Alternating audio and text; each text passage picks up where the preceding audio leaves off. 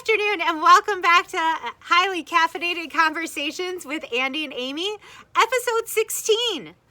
So I want to talk, a friend of mine had sent me her calendar for work because she was like, Amy, I'm feeling so overwhelmed with all these work things that they're throwing at me on top of having the kids home and trying to help homeschool them.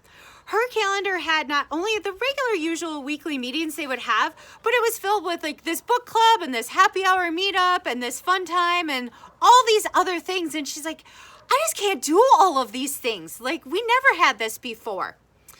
So I want to talk about, Andy will talk about the business aspect of that. But, you know, in this time of pause, there is the lesson to be learned of sitting with yourself, sitting with loneliness, sitting with boredom, and the uncomfortableness that comes with that, but the growth that comes out of that. Asking yourself why you feel alone. When you feel certain feelings, are you giving yourself time to process that internally and figuring out what this means in your life? Or are you quickly just reaching to fill it with like a book club or a conversation with a friend, or I'm just gonna scroll on Instagram, filling it with stuff? It is in those times of uncomfortableness and boredom and loneliness that we learn things about ourselves that make us grow.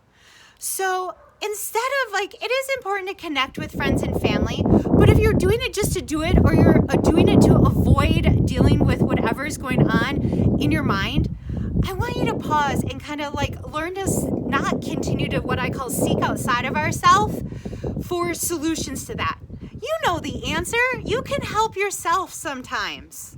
And if you're a team leader, an organization, this same holds true for you as well.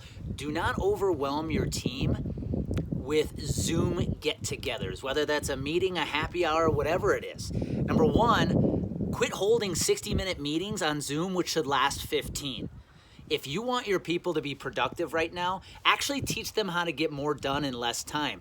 They have kids, pets, spouses that are distracting them. You've got to be okay with the fact they are going to be distracted. Don't expect them to work the same amount of time that they did while they were in the office. Number two, all these events, ways to connect are great, but do you realize you are literally exhausting your people by having them jump on Zoom as often as you are?